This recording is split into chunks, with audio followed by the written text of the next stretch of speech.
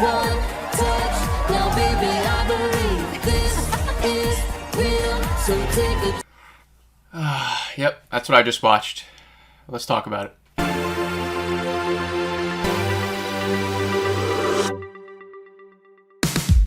What is up, guys? Welcome back to the channel. Today I'm going to be reviewing two new movies that came out today, He's All That and Vacation Friends. Let's just start with He's All That. It's directed by Mark Waters, who's actually a director that made two films that I actually enjoy a lot, and that's Mean Girls and Freaky Friday. He's All That is a remake of the 1999 movie She's All That, which stars a much more likable cast, but I'm going to be honest, I don't think I ever actually watched that one. So He's All That is about a TikTok influencer who's humiliated online and loses a bunch of her following and her makeup sponsorship. So in order to get that following back and to get back at her ex, she decides to transform the school's biggest loser into a prom king. This stars Addison Rae, who's most notable for her own TikTok following of over 80 million people. And this also stars Tanner Buchanan, who's most notable for one of my favorite shows as of recently, Cobra Kai. So let me try and be real with you guys right now. I hated this movie, okay? Now, let me start off by saying this first. I'm going to say it again later. This movie's not meant for me. There's a certain audience that this movie is targeted for, right?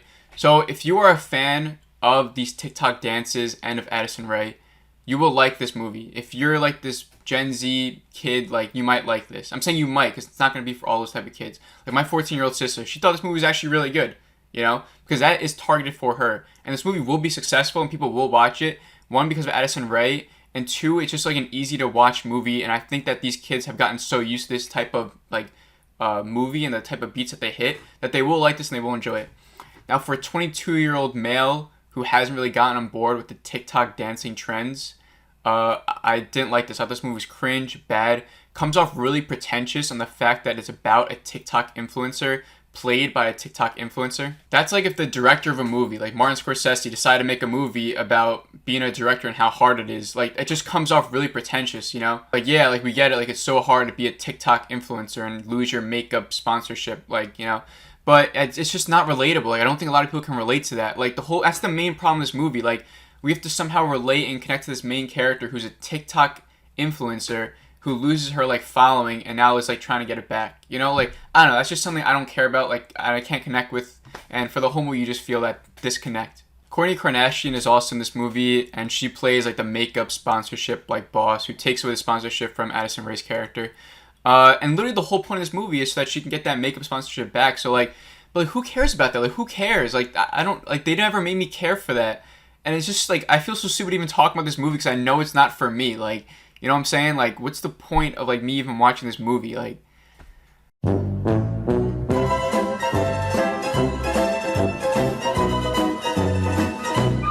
but like I said, there is an audience out there, and I think they like these type of movies because it's easy to follow, right? Like, this isn't a confusing movie. It's not something where you have to, like, take your time out of yourself to, like, put your phone down and, like, actually work your brain and watch. Like, it's not like a Zodiac movie, like a murder mystery. It's not something that, like, makes you work. And so I think, like, that, because it's so easy to follow, that's what people like. If they can just turn it on, they know what kind of movie it's going to be, it's really predictable. They can just go on their phones and have it on the background and say they watched it, and that's it. Another thing about these movies, like, I just watched the Kissing Booth movies, which were, like, equally bad. Like, this one's actually worse than I think the first and the third one.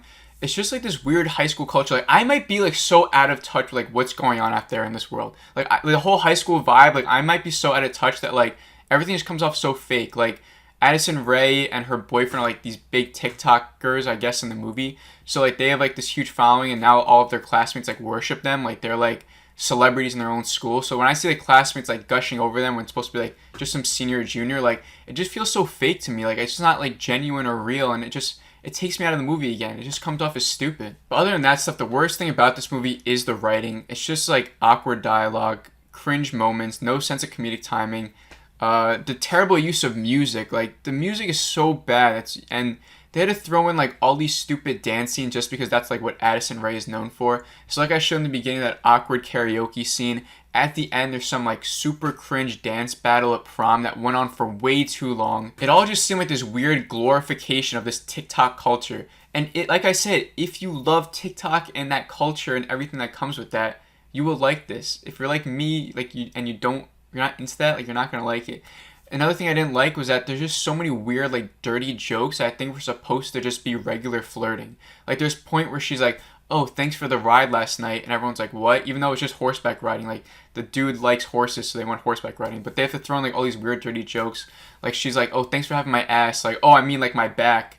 Like, it's just, like, these weird jokes that, like, just didn't make any sense. Like, who talks like this? It all just came off as, like, really weird and cringe. And there were times, like, I didn't know if they're, like, poking fun at themselves or not, you know? Because it is a culture where they're like, yeah, like, I know what we're doing is weird, but they're also making, like, a shit ton of money, so, like, I'm sure they don't care.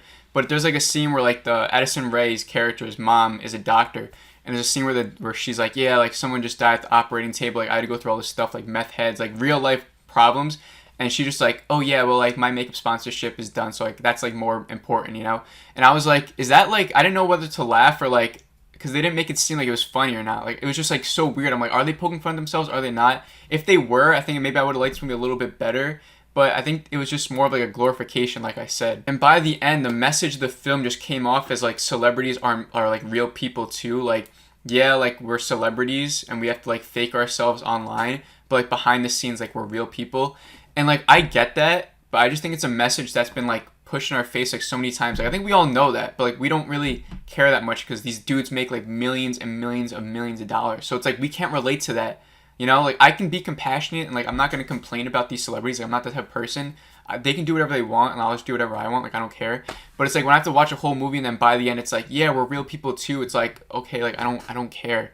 So that I just didn't like. Like, I just thought, like, who cares about this whole message? Honestly, the only thing I liked about this film was the cool cameo at the end. I'm not going to spoil it, but I thought, like, it was funny and I wish he was used in this movie more.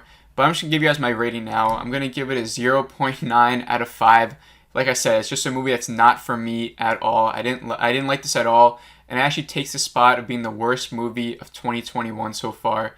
But if there's one thing you take away from this movie, or from this review, it's that if you don't like TikTok and Addison Rae, if you don't follow Addison Rae, you don't follow trends on TikTok, then you're not going to like this. You'll probably hate it.